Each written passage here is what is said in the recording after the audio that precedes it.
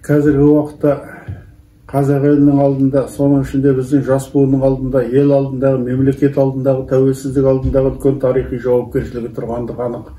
Бұл жайында жуырда парламенттің сессиясында Қазақстан Республикасының президенті Қасым-Жомарт Кемелұлы Тоқаев жастарға үлкен жол ашылғандығын, жастарға үлкен мүмкіндік беріп отырғанын, жастар сол мүмкіндікті тиімді пайдалану қажеттігі жайлы аталы сөз айтты.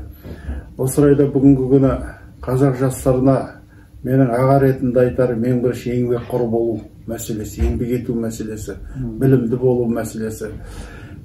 Құралғы ақын Мағжанның "мен жастарға сенемін" деген сөзін желеу етіп, жастарға орын беріңдер, жастарға төрді беріңдер деп айтуға әлі ертерек қой деп есептеймін.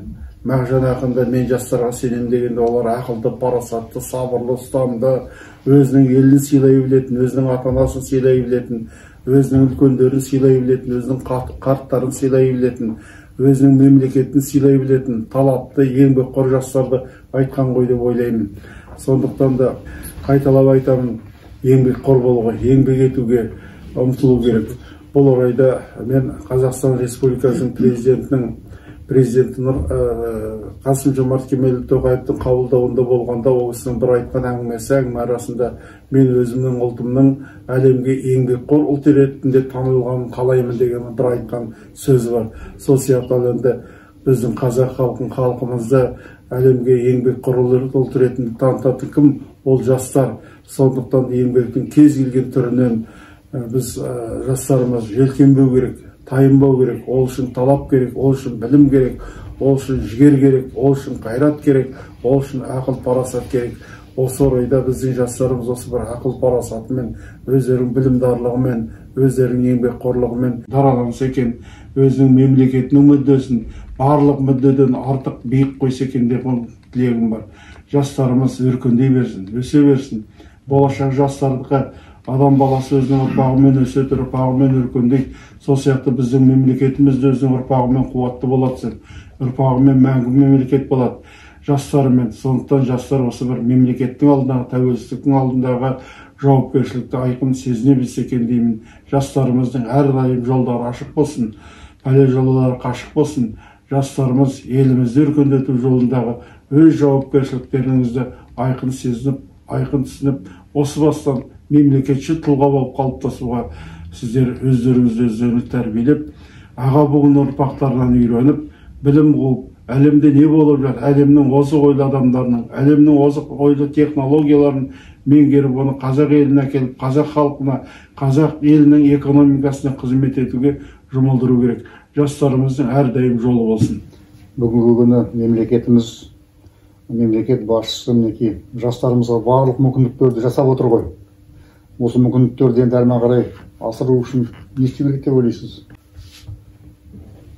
Мемлекетімізде жастарға беріліп отырған зор мүмкіндіктерді тиімді пайдаланудың түрлі механизмдері жасалып жатыр. Ең бірінші жастар жөнінде концепция белгіленді мемлекетімізде. Сосын жастардың резервті кадрлық резерві құрылып жатыр. Мұның өзі талапты, талантты, білімді жастарды мемлекеттік қызметке ұсынуға, басшылық қызметке ұсынуға қазіргі уақытта үлкен жаңағы жол ашып отыр. Енді менің айтарым, жастарға үлкен жауапкершілік керек. Кез келген жұмысқа деген жауапкершілік. Бір міндетті атқардың ба, соны ақырына дейін өзіңнің күшің жеткенше, өзіңнің білімің жеткенше, соны ақырына дейін атқару жағына үлкен мән беру керек. Мен білдім, мен толдым деп ешқашан айтуға болмайды. Өмір өйткені сәт сайын, минут сайын, секунд сайын оның өзгеріп жатыр. Өмірдің талабы да, өмірдің заңдылығы да, сондықтан да бұл өмірді ешкімді сол жаңа біліп, толық танып, ешкімді үлгермейді. Біз адам баласы үнемі ізденіс үстінде жүретін адамдармыз. Сондықтан да жастарымыз өздері іздену жағына келгенде жалықпас екен, ерінбес екен, өздерінің алтын бос уақыттарын ырду-дырдуға, шоуларға, соған жұмсамай, білімге жұмсаса екен, елге қызмет етуге жұмсаса екен деген тілегім бар. Қазақстан енді әлемнің мемлекеттерінің жер көлемінен 9-ші орын алатын мемлекет қой. Әлемнің 30 елінен көрінуге жеріміздің мүмкіндігі жетеді, кеңдігі. жеріміздің қазы байлықтары жетеді, сіздің да басты байлығы. Бірақ та соны біз қазақ баласы өз қолымызбен игере аламыз ба? Бүгінгі технологияны әкеле аламыз ба деген сияқты мәселе бізді толғандыру керек. Бүгінгі күні біз мысалы электронды техника жасау жөнінде, машина жасау жөнінде әлемнің кез келген мемлекетін біз жаңа таңғалдыра алмаймыз. Оларды басып озуымыз да мүмкін емес шығар. Енді бұлай орысша айтқанда әлгі бір ерекше бір сверхъестественный бірдемелер ойлап табуға таппаса. Сондықтан да ендігі арада біз әлем қалай дамып жатыр? Біз бүгінгі күні өзіміздің жаңағы қотанымыздағы әңгімемен, өзіміздің той-томалағымызбен жүре берсек, онда әлемдік өркениеттен, әлемнің бүгінгі даму процесінен біз кейін қалып болуымыз, кейін қалып қоюымыз әбден мүмкін. Сондықтан да бүгінгі күні мысалы жастарымыз шетелде оқып келіп жатыр. Ол бірақ шетелде оқып біздің елімізге, қазақ елінің экономикасын дамытуға, қазақ елінің идеологиясын дамытуға, қазақ елінің саясатын дамытуға жалпы қандай үлес қосып жатыр деген сияқты мәселе. Біз енді 20-30 жылдан бері болашақ бағдарламасы бойынша талапты жастарымызды болашақ бағдарламасы бойынша шетелдің озық оқу орындарын оқытып жатырмыз. Солар енді осы 20-30 жылдың ішінде мынау болашақтың перзенті, мынау болашақтың түлегі, бұл біздің экономикамызға, бұл біздің ғылымымыздың дамуымызға, бұл біздің техникамыздың дамуына мынандай үлес қосты деген айта алатын адам бар ма? Мысалы, осы жағын бізді ойландыру керек. Біз сонда болашақ бағдарламасына мемлекеттен қыруар қаржы шығарып, жастарымызды тегін оқытып жатырмыз ба деген сияқты кейбірде мәселе бізді толғандырады. Сондықтан да қайтарым болу керек қой. Ол қашан қайтады деген сияқты. Біз қашанғы тек қана ауылымыз дамымай жатыр, экономикамыз дамымай жатыр, қымбатшылық өркендеп жатыр деген сияқты мәселені тек қана айтумен, фактын айтумен ғана келе жатырмыз. Бірақ та сол өркендемей жатқан ауылды өркендетуге, бағылмай жатқан малымызды бағуға, өндірілмей жатқан өнімді өндіруге деген өзіміздің үлесімізді қашан қосамыз? Біз үшін, қазақ баласы үшін біздің экономикамызды шеттен ешкім келіп дамытып бермейді.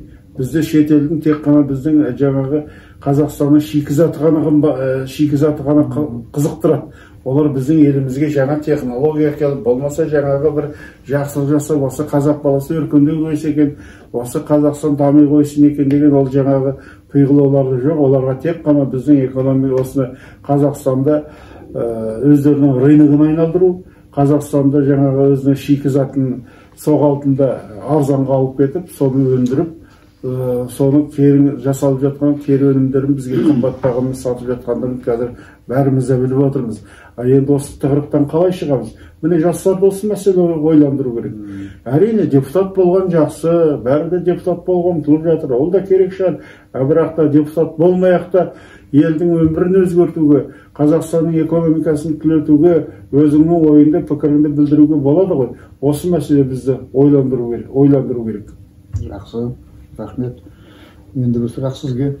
Ел президенті Қасым-Жомарт Кемелұлы Тоқаевтың жаңа Қазақстан, әділетті Қазақстан қағидасы туралы не айтар едіңіз? Бұл енді жаңа Қазақстан деп айтудың өзі менің пікірімше Қазақстан біреу ағыл.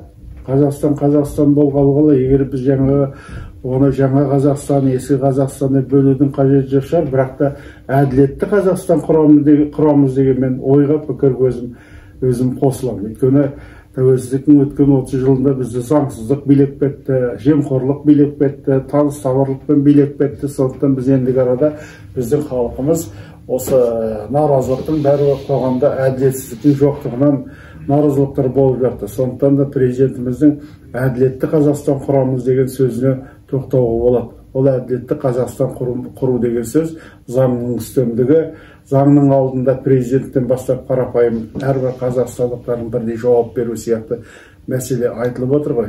Сондықтан да біз ең бірінші әділетті Қазақстан құрамыз десек, ол енді қоғамда саяси реформалар жүргізіле бастады ғой. Мысалы, былтырғы жылдың 5 маусымында өткен Қазақстан Республикасының Конституциясына түзетулер толықтырулар енгізу бұл үлкен саяси реформаның басы болды.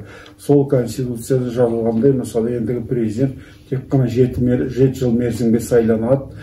Және де президенттің туған туыстары, балалары мемлекеттік қызметте, квазимемлекеттік жаңағы мекемелерді басқаруға ешқандай құқығы жоқ. Бұл керек пе еді? Бұл керек. Екінші, біздің осы жуырда ғана 19 наурызда ғана өткен сайлауда үлкен жаңа саяси өзгерісті біз көрдік.